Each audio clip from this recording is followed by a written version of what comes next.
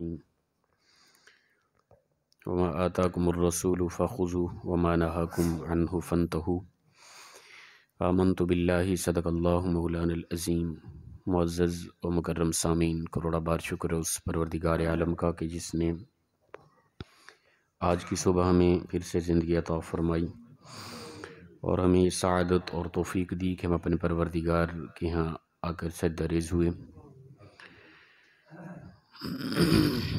ہر جمعرات کی صبح کو جس طرح کی حدیث مبارکہ کا درس ہوتا ہے اسی کے مطابق حدیث مبارکہ ہے وَأَنْ ابی سعید رضی اللہ تعالی عنہ قال قال رسول اللہ صلی اللہ تعالی علیہ وآلہ وسلم اِنَّا أَحَبَّ النَّاسِ إِلَى اللَّهِ يَوْمَ الْقِيَامَةِ وَأَدْنَاهُمْ مِنْهُ مَجْلِسًا إِمَامًا عَادِلٌ وَأَبْغَضَ النَّاسِ إِلَى اللَّهِ وَأَبْعَدَهُمْ مِنْهُ مَجْلِسًا إِمَامٌ جَائِرٌ۔ حضرت ابو سعید خدری رضی اللہ تعالیٰ عنہ سے روایت ہے، فرماتے ہیں کہ رسول اکرم صلی اللہ تعالیٰ علیہ وآلہ وسلم نے ارشاد فرمایا کہ اللہ تعالیٰ کے نزدیک بروز حشر سب سے زیادہ محبوب اور سب سے زیادہ قرب پانے والا امام عادل ہوگا۔ امام جو ہوگا عدل و انصاف کرنے والا، یعنی امام اور حاکم، ٹھیک ہے نا، وقت کا حکمران اور امام، شروع میں یہ ایک ہی تھے، ٹھیک ہے نا۔ تو سب سے زیادہ اللہ کے ہاں محبوب جو ہوگا قیامت والے دن اور اللہ کے سب سے زیادہ جو قریب ہوگا، فرمایا وہ عدل و انصاف کرنے والا وقت کا حاکم امام ہوگا۔ اور پھر آگے فرمایا کہ اسی طرح اللہ تعالیٰ کے ہاں سب سے زیادہ باعث نفرت اور سب سے زیادہ اللہ سے دور وہ ہوگا، وہ آدمی ہوگا جو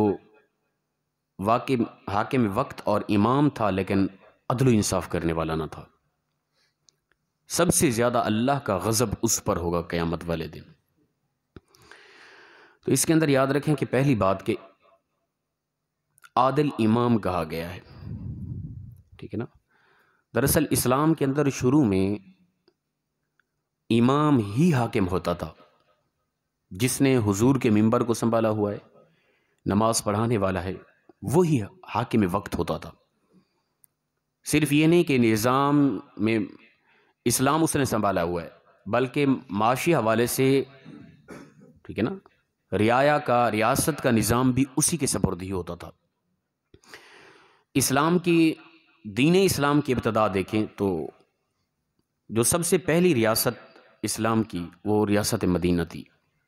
مدینہ شریف ہی، شہر مدینہ سب سے پہلے اسلامی ریاست بنی اس دھرتی پر، زمین پر، اور اس کے سب سے پہلے حاکم کون تھے؟ رسول اللہ صلی اللہ تعالیٰ علیہ وآلہ وسلم کی ذات مبارکہ، ٹھیک ہے نا۔ آپ پوری امت کے نبی بھی، آخر الزماں نبی بھی، پھر امام بھی، پھر حاکم وقت بھی، اور حضور صلی اللہ تعالیٰ علیہ وآلہ وسلم کے ظاہری وصال کے بعد پوری امت کے امام ہونے کے حوالے سے پوری امت کے امام حضرت ابو بکر صدیق رضی اللہ تعالیٰ عنہ، اور مسجد نبوی کے امام، مسجد نبوی کے منبر کے خطیب حضرت ابو بکر صدیق رضی اللہ تعالیٰ عنہ، اور پوری ریاست کے حاکم بھی حضرت ابو بکر صدیق تھے۔ اور پھر آپ کے وصال کے فوراً بعد سیدنا فاروق اعظم رضی اللہ تعالیٰ عنہ، آپ مسجد نبوی کے امام بھی تھے، خطیب بھی تھے، حاکم وقت بھی تھے۔ آپ کے بعد حضرت عثمان غنی رضی اللہ تعالیٰ عنہ مسجد نبوی کے امام بھی تھے، خطیب بھی تھے، حاکم وقت بھی تھے۔ ان کے بعد حضرت علی کرم اللہ وجہ الکریم، آپ مسجد نبوی کے امام بھی تھے، خطیب بھی تھے، حاکم وقت بھی تھے۔ اور پھر رسول اللہ صلی اللہ علیہ وسلم کے دور میں دیکھیں، ابو بکر، عمر، عثمان و علی، سب کے دور میں دیکھیں، خلافت کے دور میں آپ جہاں کہیں بھی کسی کو بھیجتے کسی علاقے میں، ٹھیک ہے نا، امیر بنا کر، تو اس علاقے کے مسجد کا خطیب بھی وہی ہوتا تھا، امام بھی وہی ہوتا تھا، امیر اور حاکم وقت بھی اس علاقے کا وہی ہوتا تھا۔ یعنی سیاست اور امامت ایک ہی چیز رہی ہے۔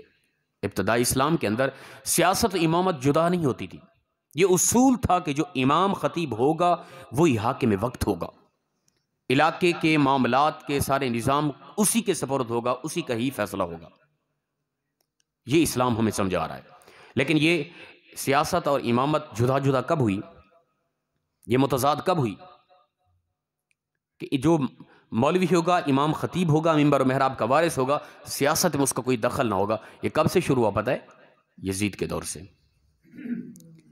یزید نے امام علی مقام امام حسین کو باقاعدہ یہ پیشکش کی تھی کہ آپ مساجد میں رہیں، حضور کے منبر کو سنبھالیں، آپ دین کا کام کریں، ہم آپ کا مکمل تعاون کریں گے، دینی ادارے سنبھالیں، دین کی اشاعت کریں، لوگوں کو دین بتائیں، مکمل آپ کا تعاون کیا جائے گا، ہم باقاعدہ ہماری طرف سے باقاعدہ منتلی سب کچھ ادا کیا جائے گا، لیکن صرف یہ ہے کہ آپ نظام کے اندر دخل نہیں دیں گے، نظام میں دخل دیں گے تو پھر آپ کے ساتھ جنگ ہے۔ یہ یزید کا اعلان تھا، پہلا یعنی انسان دنیا کے اندر امامت و خطابت کو، امامت اور سیاست کو جدا کرنے والا یزید تھا۔ امام علی مقام امام حسین نے فرمایا نہیں، اسلام کا بہترین نظام تب چلے گا جب امام و خطیب کے ہاتھ کے اندر اپنا سیاست کا نظام ہوگا، ٹھیک ہے نا۔ معاشرے کا نظام بھی بہترین چلے گا، اسلام کا نظام بھی تب بہترین چلے گا اگر ایک بندہ ہے امام خطیب مسجد کا، اس پر حکومت کوئی اور چلا رہا ہے تو وہ تو اپنا اسلام کے احکام مکمل بیان نہیں کر سکتا۔ تو یزید نے یہ فرق ڈالا، اور پھر امام علی مقام امام حسین نے فرمایا نہیں، امامت و سیاست جدا نہیں ہے، ایک چیز ہے۔ یزید نے کہا نہیں، امامت آپ کے ہاتھ، سیاست اور نظام باہر کا ہمارے ہاتھ۔ وہاں سے یہ جنگ چھڑی اور معاملات خراب ہو گئے، اور یہی سوچ آ گئی کہ آج تک وہی سوچ چلی آ رہی ہے، جی حسینیت کا نعرہ ہوگا لیکن کہیں گے مولوی اور سیاست میں مولویوں کا کیا کام، ٹھیک ہے نا۔ تو ایک عجیب طبیعت پیدا ہو چکی ہے۔ رسول اللہ صلی اللہ علیہ وسلم نے فرمایا کہ عادل امام امام کہا گیا، ٹھیک ہے نا، کیونکہ اسلام کے اندر، اسلام کے تخیلات میں یہی چیز تھی کہ امام ہی حاکم وقت ہوتا ہے، لیکن ہمارے ہاں بالکل ہی سوچ بدل گئی۔ تو یاد رکھیں کہ اگر نظام بہترین چاہتے ہیں ہم معاشرے کا، اس وقت بھی غیر مسلم، آپ کیا سمجھتے ہیں کہ غیر مسلم یہود و نصارہ وہ کیا چاہتے ہیں کہ ہمارے مساجد بند ہو جائے؟ نہ، وہ کبھی نہیں چاہتے۔ آپ جائیں غیر مسلم ممالک کے اندر، وہاں دینی مدارس بھی ہیں، مساجد بھی ہیں، مومن مسلمان نماز بھی پڑھتے ہیں، وہ بڑا تعاون بھی کرتے ہیں ہر حوالے سے، لیکن ان کی کوشش کیا ہے کہ دینی طبقہ نظام میں نہ آئے، ان کے عالم دین کبھی نظام کے اندر دخل نہ دے۔ اس وقت کفر کی پوری مکمل یہ کوشش، آپ دیکھ لیں کہ اسلامی جماعتیں جب بھی اٹھتی ہیں، سیاست میں آتی ہیں ملک پاکستان کے اندر، کیا باہر سے دباؤ نہیں ہوتا؟ ان کی کوشش نہیں ہوتی کہ یہ جماعتیں آگے نہ آئیں، وہ چاہے ہمارے کسی مسلک کی جماعتیں ہیں، وہ جہاد کا نام لیتی ہیں یا دین کی سربلندی کا نام لیتی ہیں، تو غیر مسلم یہود و نصارہ یہ کفر، اس کی پوری کوشش ہوتی ہے بھئی یہ دین مساجد کے اندر ہی رہے، مدارس کے اندر ہی رہے، یہ علماء طبقہ، دیندار طبقہ، امام خطیب طبقہ یہ کبھی نظام کے اندر دخل نہ دے، چاہے وہ کوئی بھی ملک ہے۔ اور یہی کوشش یزید کی تھی، یہی کوشش اس وقت غیر مسلم یہود و نصارہ اور اسلام کے دشمن کی ہے کہ اسلام کو چار دیواری کے اندر بند کر کے رکھ دیا جائے۔ وہ چار دیواری مساجد کی ہے، وہ مدارس کی ہے۔ مساجد اور مدارس سے باہر نظام کے اندر دین کا دخل نہ ہو، دینداروں کا دخل نہ ہو، بس یہ بیچارے مسجد کے چار دیواری میں بند منبر پہ بیٹھ کے ہی بات کر سکیں، باہر نظام کے اندر، سیاست کے اندر، معاملات کے اندر، لین دین کے اندر ان کا کوئی دخل نہ ہو، اور وہ چیز واضح ہو گئی آج، ٹھیک ہے نا۔ تو یہ بڑی سازش تھی اسلام کو کمزور کرنے کی۔ اسلام طاقتور تب ہوگا جب اسلام، یاد رکھیں کہ تخت پر ہوگا، اسلام ایک حاکم وقت ہوگا، اس وقت اسلام کی طاقت ہوگی۔ آپ بتائیں کہ میں ایک مثال دیتا ہوں، اس علاقے کا ایم این اے یا ایم پی اے آپ کا امام خطیب ہو تو کتنا بڑی طاقت ہوگی بتائیں۔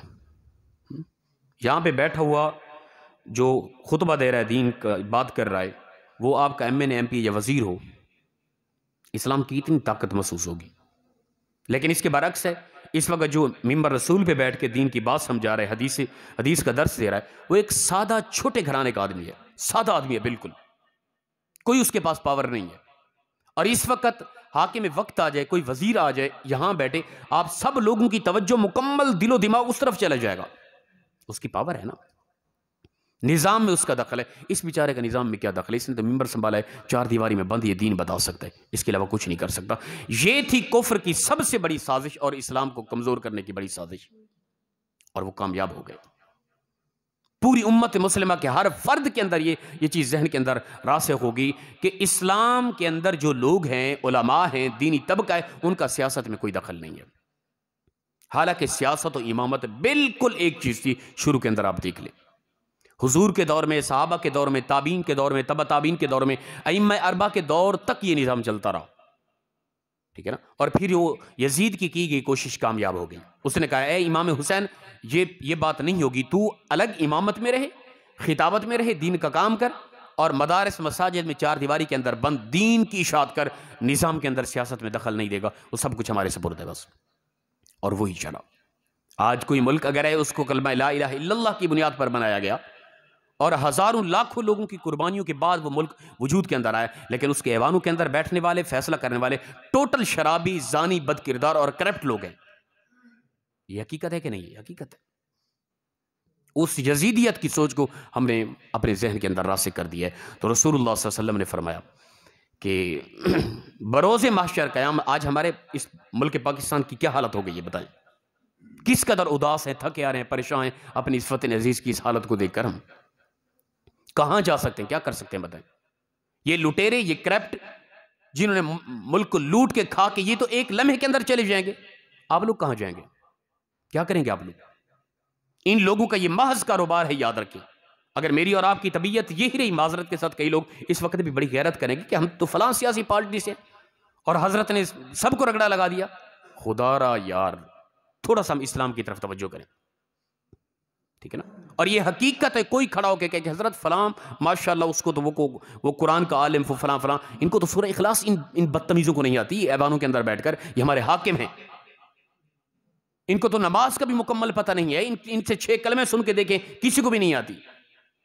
اور یہ اس ملک کے نظام کو چلا رہے ہیں ایوانوں کے اندر بیٹھ کے، جس ملک کو کلمہ لا الہ الا اللہ کی بنیاد پر لیا گیا تھا، اور اس قدر قربانیوں کے بعد جس ملک کو لیا گیا تھا، اس ملک کے ایوانوں کے اور اس ملک کے قواعد و اصول کو یہ چلا رہے ہیں، اندازہ کریں۔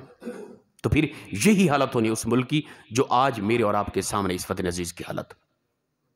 یاد رکھیں کہ اگر ہم چاہتے ہیں کہ سر بلندی ہو، ٹھیک ہے نا، نظام بہترین ہو، معاشی حوالے سے، ہر حوالے سے عدل و انصاف ہو، تو پھر میں اور آپ ذہن میں یہ رکھیں اور دعا یہ کریں کہ پروردگار کوئی ایسا بندہ بھیج جو سیاست بھی کر رہا ہو، اور کسی مسجد میں جائے تو مسجد کا جو خطیب ہے وہ ہٹ جائے، خطابت وہی وقت حاکم کرے، ٹھیک ہے نا۔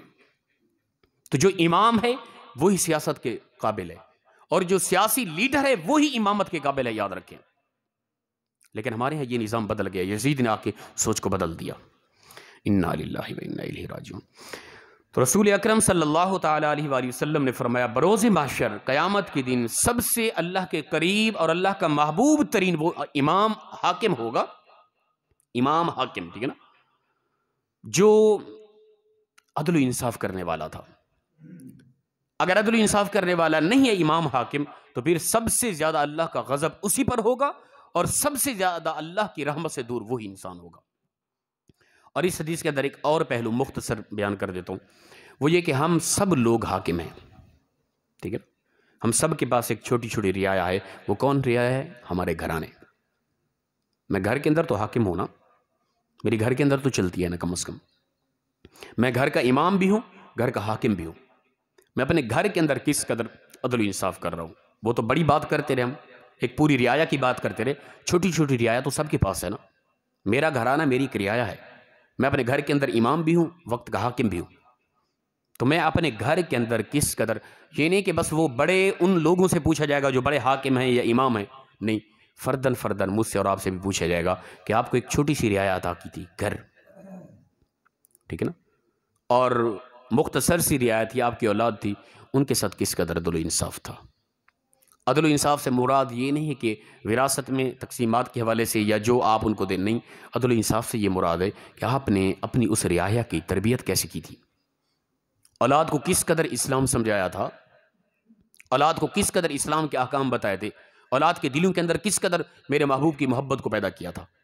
اس حوالے سے بھی میں نے اور آپ نے سوچنا ہے۔ اگر میں اور آپ اسلامی حوالے سے اپنی اولادوں کی تربیت نہیں کر رہے تو پھر ہم عادل حاکم نہیں ہیں، اپنی رعایا کو ہم نے کباڑا کر کے رکھ دیا ہے۔ پھر اللہ تعالیٰ اگر ہماری اولادیں 5 وقت کی نمازی ہیں، بہترین طبیعت ہے، حسن اخلاق ہے، تہجد گزار ہیں، قرآن کی تلاوت کرتے ہیں، جھوٹ نہیں بولتے، فریب نہیں کرتے، کرپشن نہیں کرتے، کسی کی عزت کو خراب نہیں کرتی میری اور آپ کی اولاد، پھر میں اور آپ اس چھوٹی سی رعایتوں کو خوبصورت انداز میں چلا رہے ہیں، پھر میں اور آپ عادل حاکم ہے، بہترین ہے، پھر میں اور آپ قیامت کے دن اللہ کی رحمت کے سب سے زیادہ قریب بھی ہوں گے، اللہ کے سب سے زیادہ محبوب بھی ہوں گے۔